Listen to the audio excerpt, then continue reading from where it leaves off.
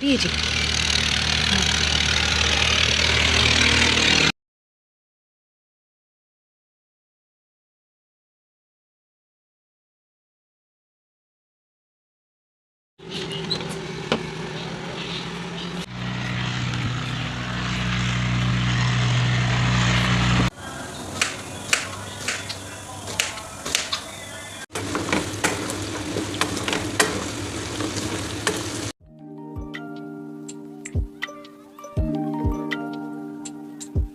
अस्सलामुअलैकुम, क्या हाल चाल है। उम्मीद करती हूँ कि सभी देखने वाले बिल्कुल खैरियत से होंगे। मैं भी अल्हम्दुलिल्लाह बिल्कुल ठीक हूँ। अल्लाह ताला हम सबको अपने अपने घरों में खुश और आबाद रखे, आमीन। तो जी, एक नई सुबह के साथ मैं करती हूँ यहाँ पर अपने एक नए व्लॉग का आगाज़। और आज था वीकेंड का फ़र्स्ट डे, तो आज इंशाल्लाह मैं अपनी वीकेंड रूटीन आप लोग के साथ शेयर करूँगी। आप लोगों से रिक्वेस्ट है कि वीडियो को स्टार्ट से लेकर एंड तक लाजमी देखिएगा, और अगर तो मेरे चैनल पे नए हैं तो सब्सक्राइब भी करके जाइएगा। तो यहाँ पर मैं अपने रूम की बेडशीट जो है वो चेंज कर रही थी।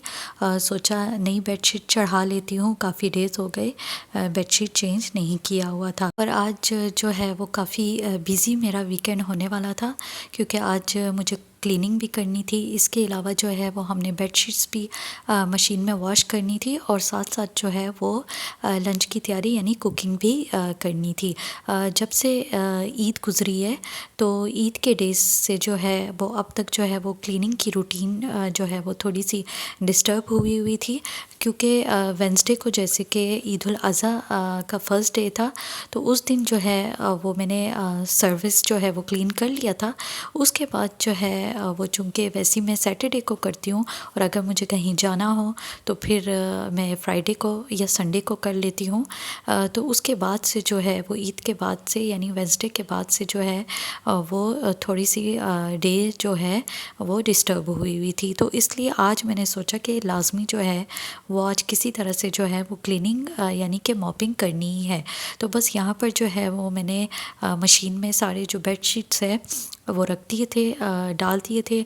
जो कपड़े हैं वो हमने एक दो दिन पहले जो है वो वॉश कर लिए थे, तो इसलिए जस्ट ये बेडशीट ही रहते थे वॉश हुए।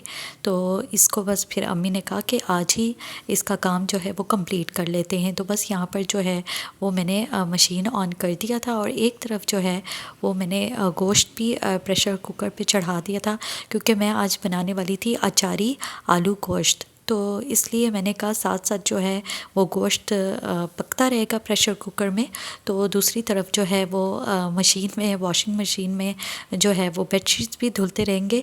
तो मैं जो है वो अपनी क्लीनिंग का काम जो है वो कंप्लीट कर लेती हूँ। तो बस इसलिए फिर मैं साथ साथ जो है वो मॉपिंग भी कर रही थी, और दूसरी तरफ वॉशिंग मशीन में बेडशीट्स भी धुल रहे थे, और दूसरी तरफ जो है वो गोश्त भी मैंने चढ़ा लिया था।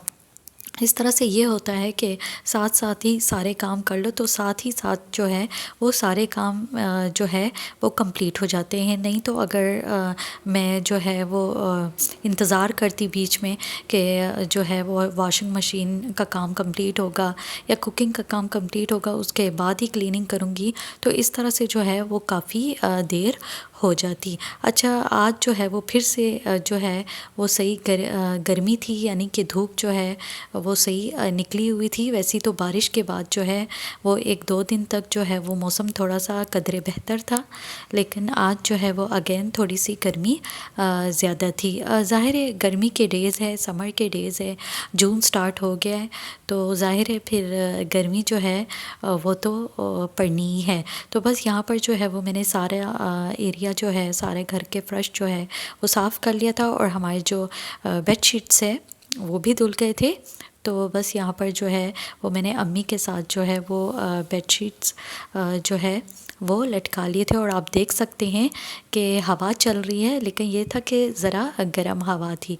तो ये है कि फिर बेडशीट्स जो है वो फिर इस तरह से जो है वो जल्दी सूख गए थे।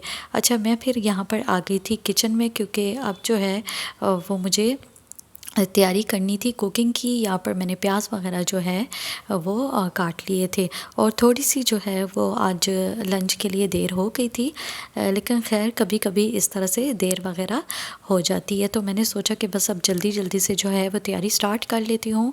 जल्दी जल्दी से जो है वो मैंने यहाँ पर प्याज कट कर लिए थे।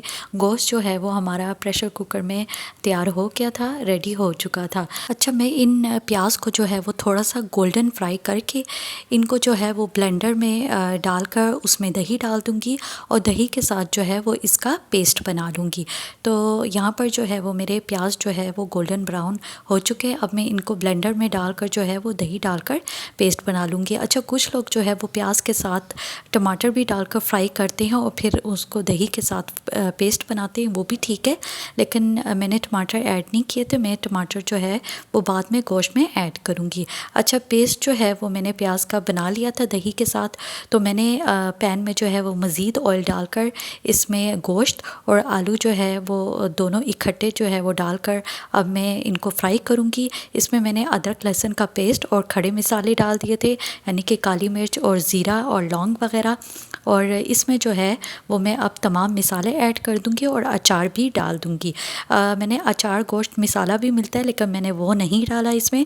मैंने जस्ट जो है वो इसमें अचार डाल दिया था। अचार, हरी मिर्चें और तमाम जो बेसिक मसाले हैं वो मैंने इसमें ऐड करके इसको मैं अब फ्राई करूँगी और फ्राई करने के बाद इसमें अब मैं टमाटर ऐड कर दूँगी। अच्छा, टमाटर को जो है टमाटर के साथ में इनको अच्छी तरह से जो है वो फ्राई कर लूँगी। जब टमाटर जो है वो अब इस स्टेज पर चूँकि गल चुके हैं, तो अब जो मैंने दही के साथ अनियन का यानी प्याज का पेस्ट बनाया था अब वो मैं इसमें ऐड कर दूँगी। तो दही का मिक्सचर जो है वो इसमें ऐड करके मैंने इसको मज़ीद जो है वो अच्छी तरह से जो है वो भून लिया था। उसके बाद जो है जिस पानी में मैंने गोश्त को गलाया था उसी पानी को जो है वो मैंने इसमें ऐड कर दिया था और फिर आंच को कम करके जो है वो मैंने इस को दम पर जो है तकरीबन 15-20 मिनट के लिए पका लिया था। तो हमारा अचारी आलू गोश्त जो है वो बनकर रेडी हो गया है। आप लोग भी इस रेसिपी को जो है वो ज़रूर ट्राई कीजिएगा। तो बस यहाँ पर लगी थी ज़ोरों की भूख और अब हम करेंगे लंच। तो इसी के साथ ही मैं लेती हूँ यहाँ आप सबसे इजाज़त। मैं उम्मीद करती हूँ कि मेरी आज की ये शेयरिंग आप लोग को अच्छी लगी होगी। मुझे कमेंट सेक्शन में ज़रूर बताइएगा। वीडियो को लाइक शेयर भी लाजमी कीजिएगा। इंशाल्लाह ज़िंदगी रही और सांसें चलती रही। तो मैं मिलूँगी एक नए ब्लॉग के साथ, तब तक के लिए अल्लाह हाफ़िज़।